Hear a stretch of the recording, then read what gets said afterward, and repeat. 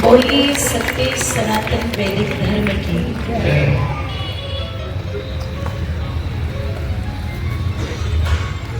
इस पवित्र पावन व्याख्यान वेदी पर उपस्थित मेरे लिए अत्यंत सम्माननीय आर्य जगत के बड़े उच्च कोटि के मूर्धन्य विद्वान पूज्य आचार्य श्री, जिनका अभी अभी हमारे मध्य में आना हुआ, डॉक्टर महेश विद्यालंकार जी, बड़े ही आदर सम्मान श्रद्धा के योग्य श्रद्धे आर्य पुरोहित सभा दिल्ली के अध्यक्ष पूज्य आचार्य प्रेमपाल शास्त्री जी, श्रद्धे आचार्य वीरेंद्र कुमार जी तथा हमारे धर्माचार्य श्रद्धे पूज्य आरक्षित जी, इस पवित्र पावन आर्य समाज मालवीय नगर नई दिल्ली के हमारे संरक्षक सम्मान्य श्री मदन वर्मा जी, प्रधान पद को अलंकृत करने वाले श्री एच.एल. मिथरानी जी, मंत्री श्री प्रमोद पाठक जी, कोषाध्यक्ष श्री राजेंद्र आर्य जी और हमारी वो सभी पदाधिकारिणी मातृशक्ति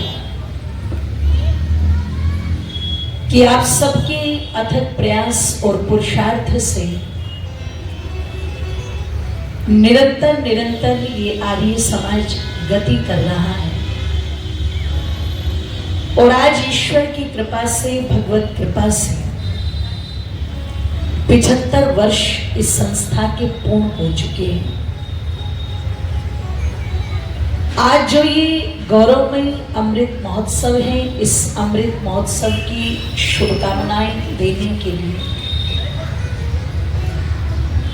आप सभी उपस्थित आर्यजन, वंदनीय मातृशक्ति, मेरे भाइयों और बहनों तथा जिनका बहुत सुंदर सा भजन आप लोगों ने सुना, मेरे समकक्ष बैठे हुए ये सभी इस देश के भावी भविष्य सभी प्रिय विद्यार्थी, परमपिता परमेश्वर की महती अनुकंपा से और आज से 75 वर्ष पहले जिन पूर्वजों ने इस संस्थान को बनाने के लिए अपना तन, अपना मन, अपना धन सब कुछ समर्पित किया और उन्हीं के आशीर्वाद से निरंतर ये संस्था जो चली आ रही है, इतना लंबा समय इस संस्था ने देखा है अपने गौरव का, अपने स्वाभिमान का। तो इस अमृत महोत्सव की सबसे पहले तो मैं आप सभी को शुभकामनाएं ज्ञापित करती हूँ। मेरी ओर से आप सभी को बहुत बहुत शुभकामनाएं। प्रभु कृपा निरंतर इसी प्रकार बनी रहे और इसी प्रकार ये संस्था महर्षि दयानंद के मंतव्यों का प्रचार प्रसार करती है। इस 3 दिवसीय महोत्सव में प्रथम बार मुझे आने का सौभाग्य प्राप्त हुआ। पूज्य आचार्य आरक्षित जी के माध्यम से आप सभी के दर्शन हुए, बड़ा अच्छा लगा। 2 दिन तक बड़े प्रेम, श्रद्धा, स्नेह के साथ में आपने श्रवण किया। आइए मैं थोड़ी सी चर्चा आप लोगों के मध्य में कर दूं, इसी आशा और विश्वास के साथ कि आप उस चर्चा को ध्यानपूर्वक केवल श्रवण नहीं करेंगे अपितु उस पर विचार भी करेंगे। और विचार करने की आवश्यकता क्यों है ये सहज भाव से आपको समझ भी आएगा। मैं अपनी वार्ता को आरंभ करूं इससे पहले हमारे मध्य में एक ऐसे व्यक्तित्व जिनके दर्शन मैंने अभी कुछ दिन पहले सफदरगंज आर्य समाज में किए थे, हमारे आदरणीय अत्यंत पूजनीय श्री रविदत्त जी आर्य। मैं चाहूंगी जोरदार तालियों से उनका स्वागत करें और मैं सहर्ष उनको ससम्मान मंच पर आमंत्रित करती हूँ। आप आए, अपना स्थान ग्रहण करें। ऋषि दयानंद ने जिस समय आर्य समाज को स्थापित किया सन 1875 में, और सर्वप्रथम मुंबई के अंदर स्थापना की गई, जिसको आज भी काकड़वाड़ी आर्य समाज के नाम से जाना जाता है, ध्यान दीजिएगा। और जिस समाज को स्थापित करने में बहुत सारी विशेषता रही, लेकिन उन बहुत सारी विशेषताओं में एक विशेषता ये भी थी कि ऋषि दयानंद की विचारधारा की स्थापना में अपनी सर्वप्रथम दान की आहुति डालने वाला जो व्यक्ति था वो इस्लाम को मानने वाला व्यक्ति था, जिसका नाम था अल्लाह रखा रहमतुल्लाह सोने वाला, जिसने कहते हैं 1875 में लगभग 5100 रुपए की राशि जो है वो उस आर्य समाज के निर्माण में दान की थी, सहयोग रूप में दी थी। आज 5100 रुपए दे देना बिल्कुल सामान्य सी बात है, लोग बढ़ चढ़ करके दान देते हैं, दान देते हैं, सहयोग करते हैं। शायद उसी का कारण था कि इतना बड़ा महासम्मेलन दिल्ली के जिस रोहिणी स्थान पर हुआ, जिसकी धूम विश्व के 40 देशों तक मची और एक सफल कार्यक्रम रहा, एक सफल आयोजन रहा, तो वो एक दूसरे के सहयोग से ही तो हो पाया। तो आज बड़ी बड़ी राशियां दान में दे देना कोई बड़ी बात नहीं है, लेकिन 1875 में 5100 रुपए की राशि ये मानकर के चलो आज के करोड़ रुपए के बना, और देने वाला जो व्यक्ति है वो एक मुस्लिम है, इस्लाम को मानने वाला है। स्वागत है। अब आप चिंतन कीजिएगा, यदि एक मुस्लिम व्यक्ति भी वहां पर दान कर रहा है तो इसका मतलब बात छोटी नहीं थी, बात अपने आप में बहुत बड़ी थी। संस्थाएं तो बहुत थी उस समय, संस्था तो उस समय कहते हैं प्रार्थना समाज, ब्रह्म समाज, थियोसोफिकल सोसाइटी आदि बहुत संस्थाएं कार्य कर रही थी। और मेरी माताओं बंधुओं जरा ध्यान देकर के सुनिएगा। आइए हमारे मध्य में हमारे मुख्य अतिथि महानुभाव सभी व्याख्यान वेदी पर पहुंच रहे हैं। मैं नाम से परिचित नहीं हूं, लेकिन अतिथि महोदय के लिए मैं चाहूंगी एक बार जोरदार करते हुए हृदय की गहराइयों से उनका स्वागत, वंदन, अभिनंदन। बोलिए सत्य सनातन वैदिक धर्म की। निवेदन कर रही थी आप लोगों के मध्य में कि उस समय ब्रह्म समाज, प्रार्थना समाज, थियोसोफिकल सोसाइटी जैसी अनेक संस्थाएं काम कर रही थी, लेकिन आर्य समाज को स्थापित करने के पीछे ध्यान रखिएगा महर्षि दयानंद की जो मंशा थी उसको समझ लेते हैं। जो ऋषि दयानंद अपने अमर ग्रंथ सत्यार्थ प्रकाश के अंदर ये स्पष्ट कह रहे हैं कि किसी भी नवीन मत संप्रदाय को चलाने का मेरा लेश मात्र भी कोई उद्देश्य नहीं है, उनको एक संगठन अलग से स्थापित क्यों करना पड़ा। काम तो बहुत लोग कर रहे थे, पर ध्यान रखिएगा मैंने जितना अध्ययन किया मैं उस अध्ययन के आधार पर कह सकती हूं कि यदि ब्रह्म समाज उस समय कार्य कर रहा था तो मुश्किल से 2-4 मुद्दे ऐसे थे उनके पास, 2-4 विषय उनके पास ऐसे थे जिनको लेकर के वो संस्था कार्य कर रही थी। और उन 2-4 विषयों को अगर देखा जाए तो वो इतने अधिक महत्वपूर्ण नहीं थे कि भारत की खोई हुई गरिमा को वापस लौटाने का कार्य करे या भारत के अस्तित्व को बढ़ाने का कार्य करे। उस समय प्रार्थना समाज भी काम कर रही थी, थियोसॉफिकल सोसाइटी भी काम कर रही थी, पर किसी के जो मुद्दे थे वो 2 थे, किसी के 4 थे, किसी के 6 थे।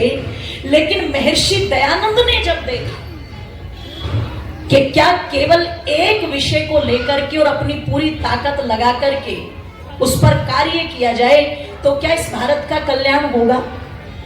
ये जो भारत ऋषियों की भूमि है, ये जो संस्कृति प्रधान देश है, ये जो महापुरुषों की भूमि है, ये जो वेद की पवित्र विचारधारा को सारे भूमंडल पर फैलाने वाली भूमि है, अगर वास्तविक अर्थों में इस भारत को इसके खोए हुए अस्तित्व को लौटाना है तो एक मुद्दे पर कार्य करके बात नहीं बनेगी। जितनी भी कुरीतियां हैं, जितने भी पाखंड हैं, जितने भी अंधविश्वास हैं, उन पर भी कुठाराघात करना पड़ेगा और जितनी भी समस्याएं हैं उन समस्याओं का भी निदान करना पड़ेगा और जितनी भी ध्यान रखिएगा समस्याएं हैं उन सारी की सारी समस्याओं पर भी आवाज उठानी होगी। और जब इन सारी की सारी चारों तरफ की समस्याओं को घेर करके एक यथार्थ प्रचार प्रसार किया जाएगा और वो यथार्थ प्रचार प्रसार किसका होगा, वो दयानंद का अपना नहीं होगा, वो गुजरात का नहीं होगा, वो गुजराती भाषा का नहीं होगा, वो यथार्थ प्रचार प्रसार अगर होगा तो परम पिता परमेश्वर की वाणी वेद का प्रचार होगा, जिसके माध्यम से ही भारत के अस्तित्व को लौटाया जा सकता है। इसलिए ऋषि दयानंद ने वेद को सबसे ऊपर रख करके ध्यान रखिएगा अपने उस कार्य को आगे बढ़ाया। जहां आर्य समाज के नियमों में स्पष्ट लिख दिया गया, वेद सब सत्य विद्याओं का पुस्तक है। जितनी भी सत्य विद्या संसार में है, अगर उन विद्याओं को जानना है तो किसके माध्यम से जाना जा सकता है, केवल वेद के माध्यम से। इसलिए इस वेद का पढ़ना भी और पढ़ाना भी, क्योंकि सबके पढ़ने पर भी रोक लगी हुई थी, पढ़ाने पर भी रोक लगी हुई थी, सुनने पर भी रोक लगी हुई थी और सुनाने पर भी रोक लगी हुई थी।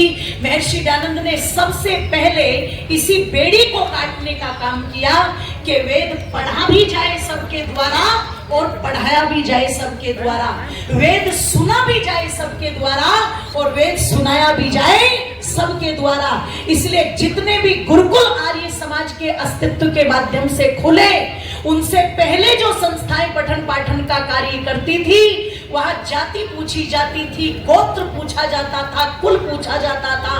पर महर्षि दयानंद ने जब बात की गुरुकुलों की, तो ऋषि दयानंद ने वहां ना कोई जाति का कोलम रखा, ना गोत्र का कोलम रखा, न ऊंच नीच का कोई भेदभाव रखा। सारे भेदभावों को समाप्त करते हुए ऋषि दयानंद ने लिख दिया, वेद का पढ़ना, पढ़ाना, सुनना, सुनाना सब आर्यों का परम धर्म। जो कोई पढ़ ले वही आर्य, जो कोई समझ ले वही आर्य है। इसलिए मैं कह दूं आप लोगों के मध्य में, ये जो जागरण का कार्य ऋषि दयानंद ने किया, ये छोटा कार्य नहीं था। इसलिए कुछ पंक्तियां कही थी कवि ने। आइए जरा एक बार तालियों को खोल भी दीजिएगा और बोल भी दीजिएगा सभी के साथ कि जग को जगाने वाला, कि भय को भगाने वाला, कि जग को जगाने वाला, भय को भगाने वाला है ये आर्य समाज। माने न माने कोई, जग को जगाने वाला, भय को भगाने वाला, जग को जगाने वाला, भय को भगाने वाला है ये आर्य समाज। माने न माने कोई,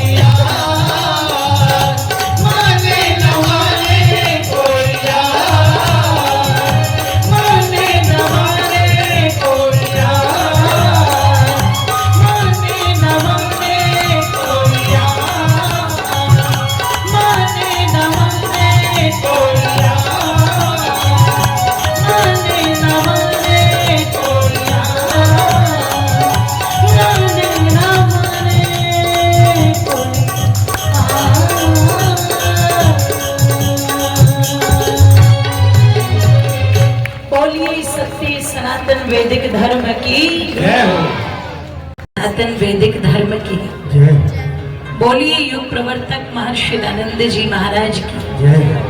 आइए, चर्चा का विषय नहीं, एक भजन के माध्यम से ऋषि दयानंद की स्तुति रख रही हूं। उद्गारों को समझने का प्रयत्न कीजिएगा। बाकी तो मेरे पश्चात विद्वानों से बहुत सुंदर विचार आप सभी श्रवण करेंगे। केवल एक भजन का समय है, आप सहयोग करेंगे, तालियों का भी और अपनी वाणी का भी, और ध्यान देकर के सुनिएगा। निश्चित ये संस्था ऋषि दयानंद जी ने जो स्थापित की, ये इतना बड़ा उपकार था भारत के ऊपर, हम सब के ऊपर, कि आज यदि समाज में वेदों का डंका बजा तो ऋषि दयानंद के कारण। आज अगर मातृशक्ति को गौरव और सम्मान प्राप्त हुआ तो ऋषि दयानंद के कारण। आज अगर गौ माता के लिए आवाज उठाई जाती है तो ऋषि दयानंद के कारण। आज यदि जाति पाति को दूर करने की बात की जाती है तो ऋषि दयानंद के कारण। आज यदि ऊंच नीच के भेदभाव को दूर करने की बात की जाती है तो ऋषि दयानंद के कारण। यहाँ तक कि इस दिल्ली के अंदर अंतरराष्ट्रीय महासम्मेलन में भारत के यशस्वी प्रधानमंत्री जी ने भी इस बात को मुक्त कंठ से कहा कि भारत को आजादी दिलाने में भी जितनी बड़ी भूमिका आर्य समाज और महर्षि दयानंद की रही, शायद ही इतनी बड़ी भूमिका किसी और की रही हो। तो हम कह सकते हैं कि भारत को आजादी भी मिली तो वो भी ऋषि दयानंद के कारण, उसमें भी बहुत बड़ी भूमिका उनके विचारों की रही, उनकी प्रेरणाओं की रही। तो ऐसे ऋषि दयानंद की स्तुति में केवल और केवल एक भजन, आइए जुड़ने की कोशिश कीजिएगा। कि योगी वेदों वाला,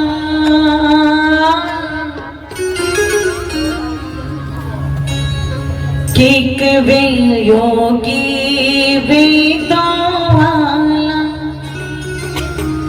मथुरा से पढ़ कर पढ़ा तो ऋषि दयानंद ने पहले भी बहुत कुछ था, पर गुरु विरजानंद जी ने जो एक बात कह दी ना कि जो पढ़ा है उसे भूल जाओ और जो पास में ग्रंथ हैं उन्हें यमुना में बहा दो, है ना। तो जो पढ़ा मथुरा से वो पूरी दुनिया को पढ़ा दिया। इसलिए कहा कि एक योगी वेदों वाला, ओ एक योगी वेदों वाला, मथुरा से पढ़ कर आया। एक योगी वेदों वाला, मथुरा से पढ़ कर आया। मथुरा से पढ़ कर आया, मथुरा से पढ़ कर आया।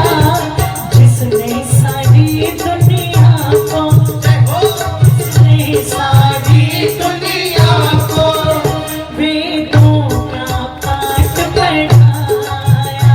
जिसने सारी दुनिया को वेदों का पाठ पढ़ाया।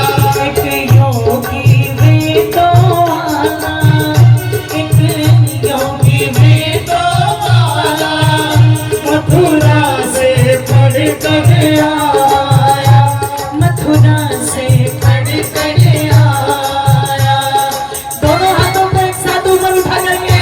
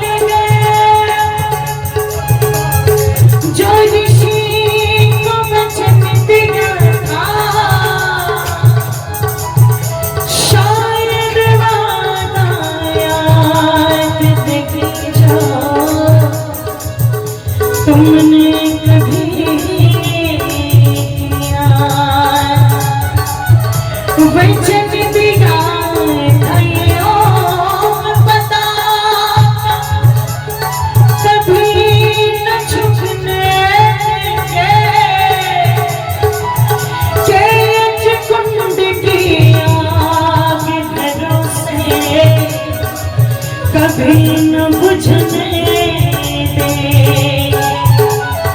के एक नाम का अरे आप जन्नत खोलो के एक बार सारे देखे ऋषि दयानंद की जय बोलो के वेद जान का व्यथित रसो तुम्हें निधान रहा है के उठा दयानंद के सिपाहियों अब समय पुकारे राजा रास्ता कर दो खाली आई खोज दयानंद वाले अब रास्ता कर दो खाली आई खोज दयानंद वाले अब रास्ता कर दो खाली आई खोज दयानंद वाले आई खोज दयानंद वाले आई खोज दयानंद वाले आई खोज दयानंद वाले आई खोज दयानंद वाले आई खोज दयानंद वाले आई खोज दयानंद वाले आई खोज दयानंद वाले आई खोज दयानंद वाले आई खोज दयानंद वाले बोले महर्षि दयानंद जी महाराज की अब रिश्ता कर दो खाली आई खोज दयानंद वाले। उस समय भी दायित्व कर्तव्य बहुत बड़े थे, आज भी दायित्व कर्तव्य आर्य समाज के लिए बहुत बड़े हैं। उस समय चुनौतियां अलग थी, आज चुनौतियां अलग हैं। उन अलग चुनौतियों के लिए कुछ अलग ढंग से काम करना होगा। पृष्ठभूमि ऋषि दयानंद की हो, सिद्धांत ऋषि दयानंद के हो, विचार ऋषि दयानंद के हो, पर कहते एक नया मेकओवर करके उन चुनौतियों को भी चुनौती देनी होगी। ये कर्तव्य दायित्व हम सबका बनता है। आओ ऋषि के इन मंतव्यों को आगे बढ़ाने का संकल्प हम सभी लें। आर्य समाज मालवीय नगर का ये जो अमृत महोत्सव है, इसकी पुनः पुनः हमारे सभी पदाधिकारियों को, हमारे सभी श्रोता बंधुओं को बहुत बहुत शुभकामनाएं देती हुई मैं हृदय की गहराइयों से सबका आभार व्यक्त करती हुई अपनी वाणी को यहीं पर विश्राम देती हूँ। आप सभी ने बड़े ध्यान अवस्थित होकर के मुझे सुना। हृदय की गहराइयों से सबका धन्यवाद। सबके लिए मंगल कामनाएं, शुभकामनाएं हमारे यशस्वी प्रधान जी का, सम्मान्य संरक्षक जी का, मंत्री जी का एवं समस्त पदाधिकारियों का, पदाधिकारिणी माताओं का और श्रद्धेय पूज्य हमारे धर्माचार्य जी का बहुत बहुत धन्यवाद। इन 3 दिनों में यदि कोई भी त्रुटि मुझसे रही होगी तो उससे मुझे अवगत कराएं, मैं निश्चित उसको दूर करने का प्रयास करूंगी। सभी का धन्यवाद करते हुए आप सभी से विदा लेती हूँ। बहुत बहुत धन्यवाद। इति